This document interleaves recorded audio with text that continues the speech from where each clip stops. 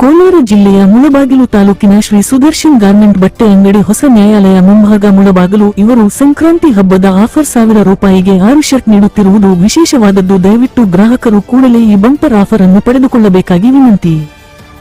ಸ್ವಾಮಿ ವಿವೇಕಾನಂದರವರ ವಿಚಾರದ ಬಗ್ಗೆ ಒಂದು ಪ್ರಬಂಧ ಸ್ಪರ್ಧೆಯನ್ನ ಆಯೋಜನೆ ಮಾಡಿರ್ತಕ್ಕಂಥದ್ದು ತುಂಬ ಹೆಮ್ಮೆಯ ವಿಷಯ ಮತ್ತು ಒಂದು ಆದರ್ಶ ಕಾರ್ಯಕ್ರಮ. ಇಂತಹ ಕಾರ್ಯಕ್ರಮಗಳು ಇಡೀ ರಾಜ್ಯಾದ್ಯಂತ ನಡೆದರೆ ತುಂಬ ಒಳ್ಳೆಯದು. ಮುಂದಿನ ದಿನಗಳಲ್ಲಿ ನಾವು ಇಂಥ ಕಾರ್ಯಕ್ರಮವನ್ನು ತುಂಬ ನಿರೀಕ್ಷಣೆ ಮಾಡ್ತಾ ಇರ್ತೀವಿ. ಯಾಕಂತ ಹೇಳಿದ್ರೆ ಇದೊಂದು ಆದರ್ಶ ಕಾರ್ಯಕ್ರಮ. ಅಪ್ಪಾಜಿಗೌಡರು ಮತ್ತು ಅವರ ತಂಡ ಈ ಒಂದು ಕಾರ್ಯಕ್ರಮನ ಆಯೋಜನೆ ಮಾಡಿರ್ತಕ್ಕಂಥದ್ದನ್ನು ಸ್ಮರಿಸ್ತಾ, ಈ ಕಾರ್ಯಕ್ರಮಕ್ಕೆ ಮುಖ್ಯವಾಗಿ ಗಣ್ಯ ವ್ಯಕ್ತಿಗಳಲ್ಲಿ ಉಪಸ್ಥಿತರಿರುವ ಶ್ರೀಮತಿ ಗೀತಾ ಮೇಡಮ್ ತಹಸೀಲ್ದಾರ್ ಅವರು ಮತ್ತು ಸಮಸ್ತ ವೇದಿಕೆಯಲ್ಲಿರ್ತಕ್ಕಂಥ ಎಲ್ಲರಿಗೂ ಕೂಡ ಈ ಸುಸಂದರ್ಭದಲ್ಲಿ ನಾನು ಗೌರವಿಸ್ತಾ, ಸ್ವಾಮಿ ವಿವೇಕಾನಂದರವರ ವಿಚಾರಗಳು ಸಾಗರದಷ್ಟಿದ್ದಾವೆ. ಆದರೆ ಅದರಲ್ಲಿ ನಾವು ಎಲ್ಲೋ ಒಂದು ಕಡೆ ಸಣ್ಣದಾಗಿ ಒಂದು ಲೋಡ್ ಮರಳು ಅಂದರೆ ಒಂದು ಮರಳು ಹೊಡೆದ್ರೆ ಅದರಲ್ಲಿ ಒಂದು ಕಣವಷ್ಟು ತಿಳ್ಕೊಳ್ಳೋಕ್ಕೆ ಪ್ರಯತ್ನ ಮಾಡ್ತಾ ಇದ್ದೀವಿ ಅಷ್ಟೇ, ಜಾಸ್ತಿ ತಿಳ್ಕೊಳ್ಳೋಕೆ ಆಗ್ತಾ ಇಲ್ಲ. ಯಾಕಂತ ಹೇಳಿದ್ರೆ ಸಾಗರಕ್ಕೆ ಹೋಲಿಸಿದ್ದೀವಿ ಸ್ವಾಮಿ ವಿವೇಕಾನಂದರವರ ವಿಚಾರಗಳನ್ನು. ವೇದಾಂತ, ತತ್ವಜ್ಞಾನಿ, ಒಳ್ಳೆ ಇಡೀ ವಿಶ್ವವೇ ಒಪ್ಪುವಂಥ ವ್ಯಕ್ತಿ. ಅವರ ಒಂದು ಬಾಲ್ಯ ಜೀವನದ ಒಂದು ಸಣ್ಣ ನೆನಪನ್ನು ನಿಮಗೆ ಈ ಸಂದರ್ಭದಲ್ಲಿ ಹೇಳಕ್ಕೆ ಇಷ್ಟಪಡ್ತೀನಿ. ತಾಯಿ ಭುವನೇಶ್ವರಿ, ತಂದೆ ವಿಶ್ವನಾಥ ದತ್ತ ವಕೀಲರಾಗಿದ್ದರು. ನಂತರ ಆದರೆ ನಾವು ಅವ್ರನ್ನೆಲ್ಲ ಊಹಿಸೋಕ್ಕಾಗಲ್ಲ ಬಿಡಿ, ಅದಕ್ಕಾಗಿ ನನ್ನ ಕರೆದ್ರು ಏನೋ ಅನಿಸ್ತಾ ಇದೆ. ವಿಶ್ವನಾಥ ದತ್ತರ ಹೆಮ್ಮೆಯ ಪುತ್ರ ವಿವೇಕಾನಂದ.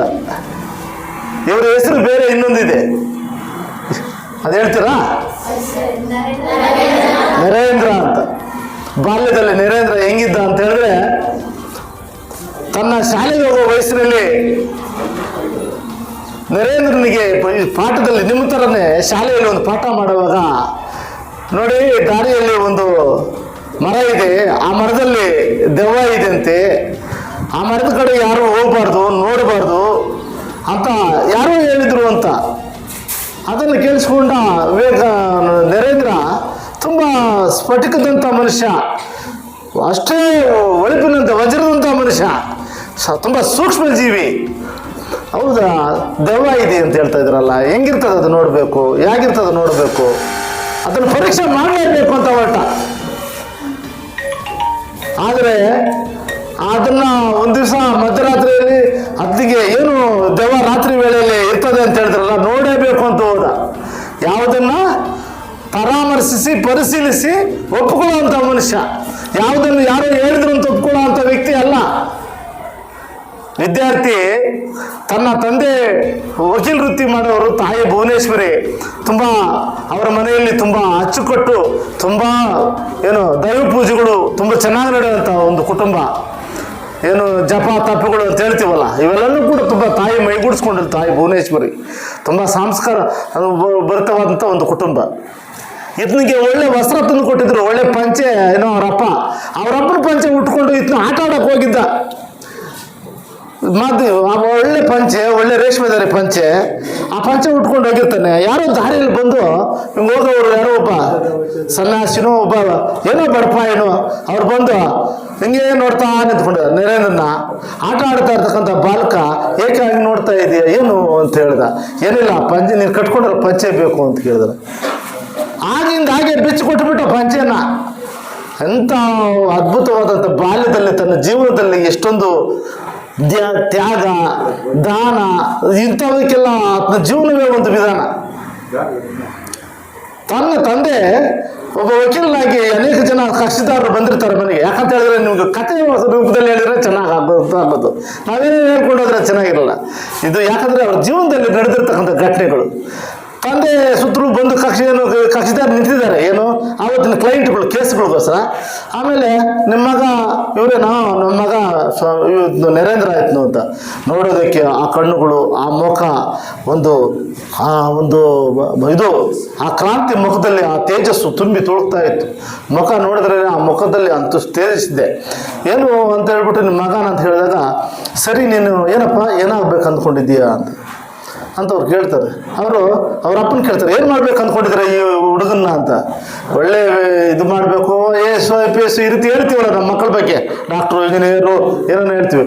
ಅವರಪ್ಪ ಇದನ್ನ ಕೇಳ್ತಾನೆ ಒಂದು ದಿವಸ, ಯಾಕಂದರೆ ಇವರೆಲ್ಲ ಹೇಳಿದ್ಮೇಲೆ, ಏನಪ್ಪ ಏನು ನೀನು ಏನಾಗಬೇಕು ಅಂದ್ಕೊಂಡಿದ್ದೀಯಾ ನಿನ್ನ ಜೀವನದಲ್ಲಿ ಅಂತ ಕೇಳಿದಾಗ, ಆಮೇಲೆ ಅದನ್ನ ಅಲ್ಲೇ ಇದ್ದು ನೋಡಿಕೊಂಡು ಅಲ್ಲಿ ಅವ್ರ ಮನೆಯಲ್ಲಿ ಮಹಾವಿಷ್ಣು ಫೋಟೋ, ಏನು 12 ಕುದುರೆಗಳು ಅದನ್ನು ಓಡಿಸ್ತಾ ಇರ್ತಕ್ಕಂಥದ್ದು, ಮಹಾವಿಷ್ಣು ಓಡಿಸ್ತಾ ಇರೋದು, ಅರ್ಜುನ ಎದುರುಗಡೆ ಹೊತ್ಕೊಂಡಿರೋದು, ರಥದ ಸಾರಥಿ ಯಾವ ರೀತಿ ಇರ್ತದೆ, ಯುದ್ಧಕ್ಕೆ ಹೋಗುವಾಗ ಸಾರಥಿಯ ಒಂದು ಪ್ರತಿರೂಪ ನೋಡಿರ್ತಾನೆ. ಆ ಸಾರಥಿ ಯಾರಾಗಿರ್ತಾನೆ? ಮಹಾವಿಷ್ಣು ಆಗಿರ್ತಾನೆ. ನೋಡಪ್ಪ ನಾನು ಆ ರೀತಿ ಮಹಾವಿಷ್ಣು ತೋರಿಸ್ತಾನೆ. ಅಂದರೆ ಅದಕ್ಕೆ ಮೊದಲು ಏನಾಗಬೇಕಂದ್ರೆ ನಿನ್ನ ಡ್ರೈವರ್ ಆಗಬೇಕು ಅಂತ ಹೇಳಿರ್ತಾನೆ. ಅವರಪ್ಪ ತುಂಬ ನೋವು ಪಟ್ಕೊಳ್ತಾನೆ.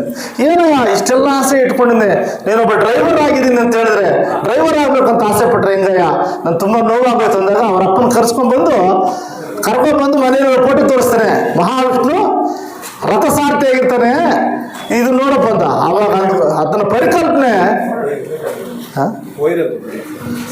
ಪರಿಕಲ್ಪನೆ ಆತನ ಒಂದು ಜೀವನ ವಿಧಾನ ಮತ್ತು ಅವನ ದಿಕ್ಕು ದೆಸೆ ಯಾವ ರೀತಿ ಇತ್ತು, ಮಹಾವಿಷ್ಣುವ ಒಂದು ಪರಿಕಲ್ಪನೆ ಆತ. ಆ ರೀತಿ ಇಡೀ ವಿಶ್ವಕ್ಕೆ ಅನೇಕ ಒಳ್ಳೆ ಸಂದೇಶಗಳನ್ನು ಕೊಟ್ಟಂಥವ್ರು. ಸಮಯದ ಅಭಾವ ಈಗಾಗಲೇ ನನಗೆ ಎಚ್ಚರಿಕೆ ಗಂಟೆ ಬಾರಿಸ್ತಾ ಇದೆ, ಏನಂತ ಸಾಕು ಅಂತ. ಆದರೂ ಹೇಳ್ಬೇಕಂತ ತುಂಬ ಇನ್ನೂ ವಿಚಾರಗಳಿದ್ದಾವೆ, ತುಂಬ ಚೆನ್ನಾಗಿದ್ದಾವೆ. ಸ್ವಾಮಿ ವಿವೇಕಾನಂದನ ಕೆಲವೊಂದು ಬಾಲ್ಯದ ನೆನಪುಗಳನ್ನು ಜ್ಞಾಪಿಸಿ ನಿಮಗೆ ಇಷ್ಟೊಂದು ವಿಷಯಗಳು ಹೇಳ್ತಾ ಇದ್ದೀನಿ. ಇನ್ನೂ ತುಂಬ ಪೂರ್ಣ ತ್ಯಾಗವೇ ಪರಮಾದರ್ಶ, ಅಲ್ಲಿ ನಾನು ಎಂಬುದೇ ಇಲ್ಲ, ಎಲ್ಲವೂ ನೀನೇ. ಈ ಪದಕ್ಕೆ ತುಂಬ ಶಕ್ತಿ ಇದೆ. ಕುವೆಂಪು ಅವರು ಸದಾ ಯಾವಾಗೂ ಸ್ವಾಮಿ ನೆನೆಸ್ತಾ ಇದ್ರು. ಅನೇಕ ತತ್ವಜ್ಞಾನಿಗಳಿಗೆ, ಅರಿಸ್ಟಾಟಲಿಂದ ಹಿಡಿದು ಒಳ್ಳೆ ಮೇಧಾವಿಗಳಿಗೆಲ್ಲ ಸ್ವಾಮಿ ವಿವೇಕಾನಂದನೇ ಪರಿಕಲ್ಪನೆ, ಸ್ವಾಮಿ ವಿವೇಕಾನಂದನೇ ಒಳ್ಳೆ ಮಾರ್ಗದರ್ಶನ. ಇವತ್ತು ನಮ್ಮ ಸಿದ್ಧಾರೂಢ ಸ್ವಾಮೀಜಿ ವಿಜಯಪುರ ಅವರು ಕೂಡ ಆದರ್ಶ ಸ್ವಾಮಿ ವಿವೇಕಾನಂದ. ಅವ್ರ ವಿಚಾರಗಳನ್ನು ನಾವು ಫೋನ್ಗಳಲ್ಲಿ ಅಲ್ಲೇ ಇಲ್ಲೋ ಪೇಪರ್ಗಳಲ್ಲಿ ಓದ್ತಾ ಇರ್ತೀವಿ. ಅವೆಲ್ಲ ಕೂಡ ನಾವು ಜೀವನದಲ್ಲಿ ಸ್ವಾಮಿ ವಿವೇಕಾನಂದರನ್ನ ಸದಾ ನಾವು ಅವರ ವಿಚಾರಗಳನ್ನು ಅವಲೋಕನ ಮಾಡ್ತಾ ಇರಬೇಕು, ಅವ್ರು ನೆನೀತಾ ಇರಬೇಕು ಅಂತೇಳಿ ಈ ಸಂದರ್ಭದಲ್ಲಿ ಹೇಳಿ ನನಗೆ ಮಾತಾಡಲಿಕ್ಕೆ ಅನುವು ಮಾಡಿಕೊಟ್ಟಂತ ವೇದಿಕೆಯ ಎಲ್ಲ ಗಣ್ಯಮಾನ್ಯರಿಗೂ ಮತ್ತು ವಿಜಯವಾಣಿ ಈ ಕಾರ್ಯಕ್ರಮದ ವ್ಯವಸ್ಥಾಪಕರಿಗೂ ವಂದಿಸಿ ನಾನು 4 ಮಾತುಗಳನ್ನು ಮುಗಿಸ್ತಾ ಇದ್ದೀನಿ.